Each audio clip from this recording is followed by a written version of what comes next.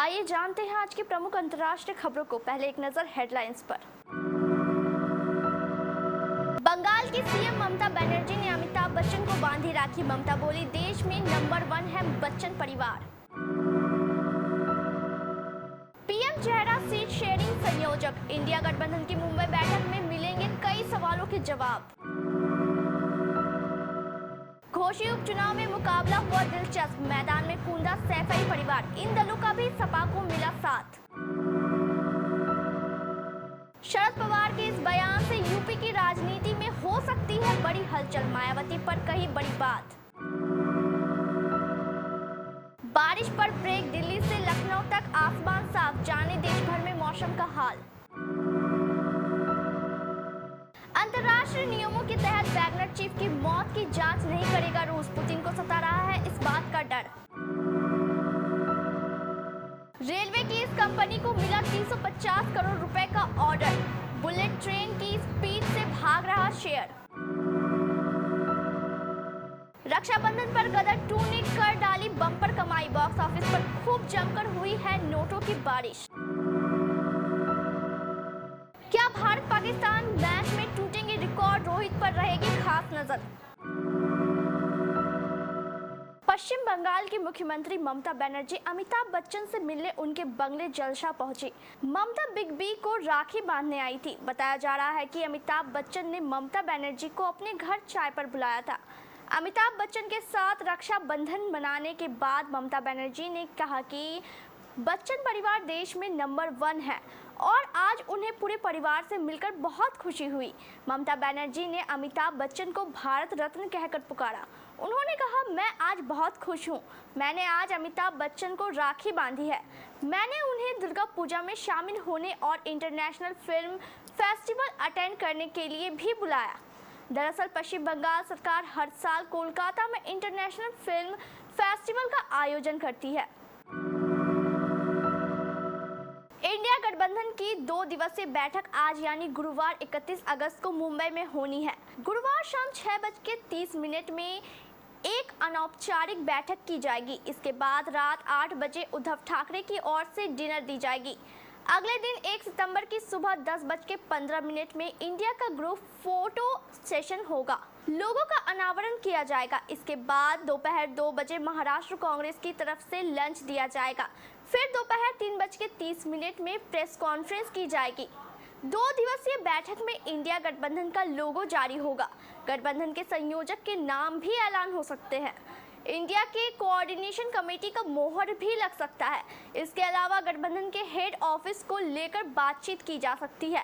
India गठबंधन की rally और उससे जुड़े मुद्दों पर आंदोलन का विचार किया जा सकता है। साथ ही गठबंधन के तले कुछ और पार्टियों को लाने की चर्चा हो सकती है और मैनिफेस्टो और सीट शेयरिंग को लेकर बातचीत भी होने की संभावना। उत्तर प्रदेश की घोषी विधानसभा सीट का उपचुनाव बड़े ही दिलचस्प मोड़ पर पहुंच गया है। सत्तारूढ़ और विपक्ष दोनों ने ही चुनाव जीतने की जोर आजमाइश कर रखी है। इस चुनाव की सबसे खास बात यह है कि इसमें विपक्षी दल समाजवादी पार्टी के प्रचार के लिए सैफई परिवार भी मैदान पर कूद पड़ा है। राजनीतिक समीक्षकों के मुताबिक घोषी उपचुनाव से देश में बड़ा संदेश जाएगा और विपक्ष की तरफ से बने इंडिया गठबंधन में यूपी की तरफ से मजबूत भूमिका निभा रहे अखिलेश यादव की परीक्षा है। इसीलिए इस उपचुनाव में पूरे यादव कुनबे ने अपनी ताकत झोंक दी है।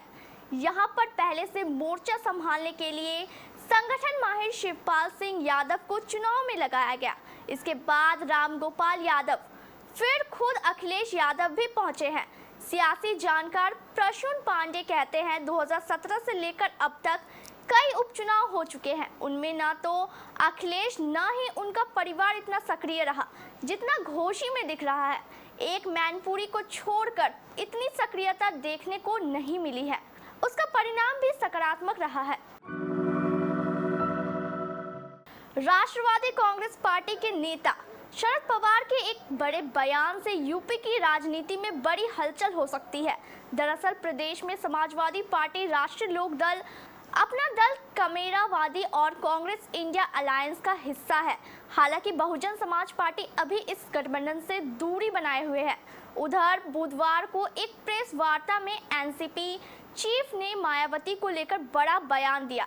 उन्होंने बहुजन समाज पार्टी प्रमुख मायावती के बारे में पूछे जाने पर पवार ने कहा, यह पता नहीं है कि वह किसके पक्ष में है।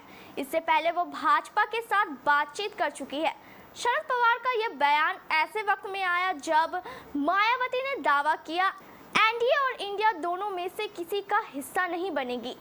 बुधवार को ही बसपा की राष्ट्रीय अध्यक्ष मायावती ने एक बार फिर सत्तारूढ़ दल एनडीए या फिर विपक्षी गठबंधन इंडिया में शामिल होने से मना किया है। साथ ही उन्होंने मीडिया से अपील करते हुए कहा कि नो फेक न्यूज़ प्लीज। उत्तर भारत के राज्यों में बारिश की गतिविधियों में कमी दर्ज की गई है। दिल्ली, उत्तर प्रदेश, पंजाब, हरियाणा समेत उत्तर भारत के तमाम राज्यों में मानसून की बारिश पर ब्रेक लग गया है। हालांकि मौसम विभाग ने अंडमान निकोबार द्वीप समूह और दक्षिण प्रायद्वीपीय भारत के सुदूर इलाकों में अगले 3 से 4 दिनों तक भारी बारिश की बात कही है। इसके अलावा देश के बाकी हिस्सों में मौसम विभाग ने हल्की बारिश या बूंदाबांदी की बात कही है। मौसम विभाग की माने तो 2 सितंबर से ओडिशा, छत्तीसगढ़, पूर्वी आंध्र प्रदेश और तेलंगाना में बारिश का नया दौर जारी होगा। मौसम विभाग की माने तो नई दिल्ली में आज यानी 31 अगस्त को न्यूनतम तापमान 27 डिग्री और अधिकतम तापमान 37 डिग्री रहेगा। वहीं दिल्ली में आज आसमान साफ रहेगा। मौसम विभाग की माने तो 1 से 3 सितंबर के बीच नई दिल्ली में दिन के वक्त तेज हवाएं चल सकती हैं। वहीं तापमान में भी मामूली बदलाव देखा जाएगा। रूस ने उस वक्त विमान हादसे की जांच करने से इनकार कर दिया है जिसमें वैगनर ग्रुप के मुखिया येवगेनी प्रिगोजिन की मौत हुई थी। रॉयटर्स ने अपनी रिपोर्ट में ब्राजील की न्यूज़ एजेंसी का हवाला देते हुए इस बात की पुष्टि की। रिपोर्ट के अनुसार रूस ने ब्राजील के एविएशन अथॉरिटी को सूचित किया कि वह फिलहाल अंतर्राष्ट्रीय नियमों के तहत उस विमान दुर्घटना की जांच शुरू नहीं करेगा जिसमें येवगेनी प्रिगोजिन की मौत हुई थी। रेलवे से जुड़ी company Titagarh rail system limited के शेयर्स लगातार फोकस में बने हुए हैं। आज कंपनी को एक और बड़ा ऑर्डर मिल गया है जिसके बाद कंपनी के शेयर 745.40 के लेवल तक बढ़ गए हैं। टीटागढ़ रेल सिस्टम्स लिमिटेड को स्टैंडर्ड गैज के डिब्बों के डिजाइन, निर्माण, आपूर्ति एवं परीक्षण के लिए गुजरात मेट्रो रेल निगम से 350 करोड़ रुपए का ठेका मिला है। टीटागढ़ रेल सिस्टम के एक शीर्ष अधिकारी ने जानकारी देते हुए बताया कि इस कॉन्ट्रैक्ट के तहत जीएमआरसी के अहमदाबाद मेट्रो रेल परियोजना के दूसरे चरण के लिए 30 स्टैंडर्ड गैज कोच का विनिर्माण और आपूर्ति की जाएगी। इन डिब्बों से अहमदाबाद मेट्रो के लिए 3-3 कोच की 10 मेट्रो ट्रेन तैयार की जाएगी। सनी देओल की फिल्म गदर 2 ने बॉक्स ऑफिस पर 11 अगस्त से जो तहलका मचाना शुरू किया है वो खत्म होने का नाम ही नहीं ले रहा। 20वें दिन अपनी तीसरे मंगलवार को भी फिल्म ने ताबड़तोड़ कमाई की है। रक्षाबंधन की छुट्टी का इस फिल्म ने खूब फायदा हुआ है और इसने बॉक्स ऑफिस पर डंका पीट दिया है। बॉक्स ऑफिस के आंकड़े शेयर करने वाली साइट सैकनिल की रिपोर्ट के मुताबिक फिल्म गदर 2 ने तीसरे वीक में भी अपना जबरदस्त परफॉर्म दिखाती नजर आई। तीसरे रविवार को 16.10 करोड़ रुपए की शानदार कमाई के बाद सोमवार और मंगलवार को थोड़ी रफ्तार सुस्त जरूर दिखी, लेकिन बुधवार को फिल्म ने तहलका मचा दिया। गदर 2 ने 30 अगस्त को 8.75 करोड़ रुपए की कमाई की है। इसी के साथ 20 दिनों में फिल्म ने अब तक सिर्फ भारत भर में 474.5 करोड़ की शानदार कमाई अपने नाम कर ली है। एशिया कप 2023 का आगाज हो चुका है। पहला मैच मुल्तान में खेला गया जिसमें मेजबान पाकिस्तान ने नई नवेली टीम नेपाल को 238 रनों के बड़े अंतर से हराया।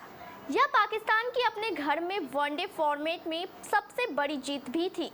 अब पाकिस्तान को अपना दूसरा मैच भारतीय टीम के साथ खेलना है। यह मुकाबला पाकिस्तान के लिए आसान नहीं होगा। भारत और पाकिस्तान के बीच ये मुकाबला 2 सितंबर को श्रीलंका के कैंडी शहर में खेला जाएगा। इस मैच में 3 ऐसे बड़े रिकॉर्ड्स बन सकते हैं जिन पर फैंस की नजरें भी रहने वाली हैं।